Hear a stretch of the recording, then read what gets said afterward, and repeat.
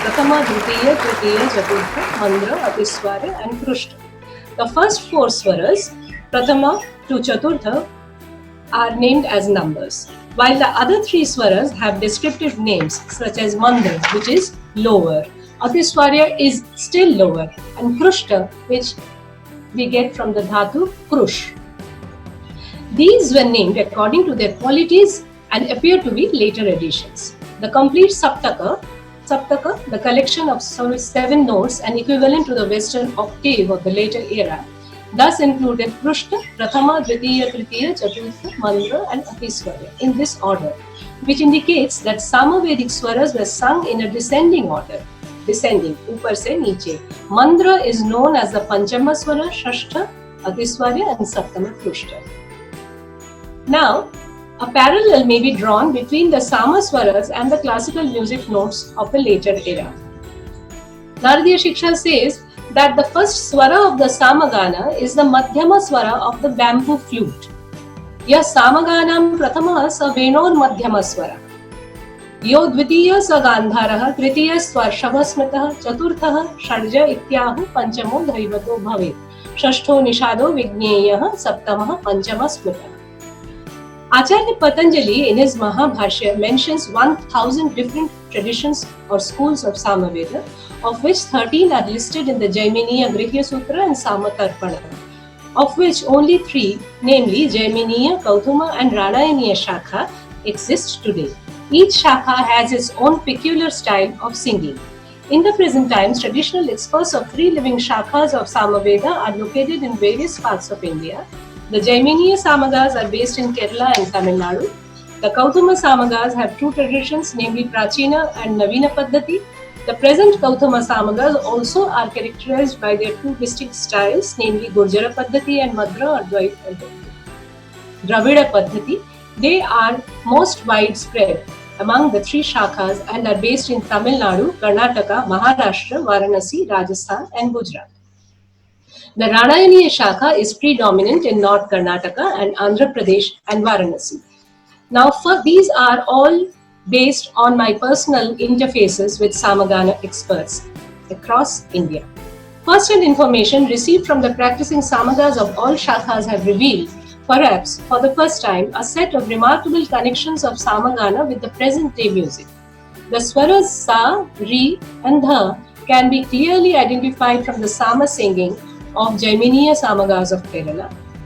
B. The mode has stress areas which closely parallel the Gamakas of Indian classical music.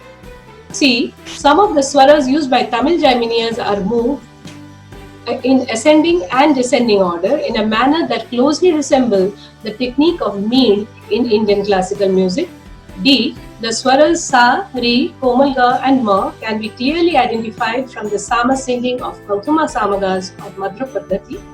And E. The swaras Sa, Ri, Ma, Mandra Dha and even Mandra Pa can be clearly identified from the Sama singing of Samagas of Ranayaniya Shakha based in Karnataka.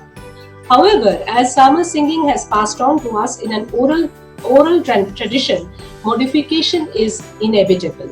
For thousands of years, Vedic knowledge was passed on from teacher to pupil, resulting in different chanting or singing patterns. As a consequence, different shakhas developed, which employ completely different methods of singing that is available to us in the present day.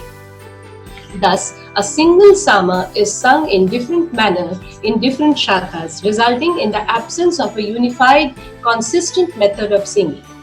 It is therefore not easy to identify an unified and precise nature of the original system of sama chanting and singing styles for the following reasons. Do I have 2 more minutes, Meenakshi ji? Yes. Just 2 more minutes to conclude. Yes. Now, my conclusion, there are 3 points which I really want to make today. From direct interface with the practitioners of Vedic chanting, 3 observations come to the fore. First, the earliest hymns ascribed to women seers of India are chanted and sung traditionally along with hymns ascribed to men seers by Vedic chanting experts in the present times. Secondly, even though the use of intonation of swaras, techniques and therein and the finger and hand movements employed by the different shakhas vary, congruence can be inferred with regard to the techniques and singing patterns between the Sama singing extant today and the contemporary Indian music system. And finally, there's a disturbing observation that I would like to point out is that despite the presence of women seers during the Vedic age, women Samagana experts are almost absent in the present times.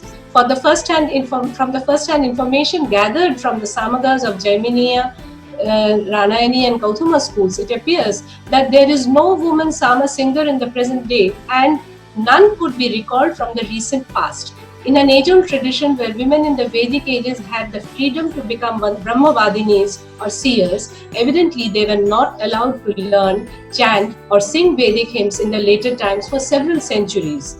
This practice is prevalent in many parts of India today, with a few rare exceptions. This custom appeared much after the Vedic era, possibly with the advent of the theory of pollution in women in the Brahminical society, which barred women from all religious and social activities in some time of the month, and even otherwise. Sama hymns were employed for ritual purposes, and one was required to be pure in body and mind to chant them. Perhaps this deterred the women from formal Vedic learning. It appears that in this manner, women were kept away from formal scholarship and knowledge by the orthodox patriarchal leaders of the society. Thank you.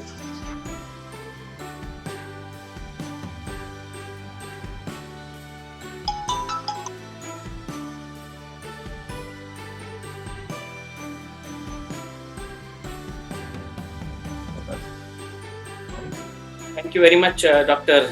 Subhadra Desai ji.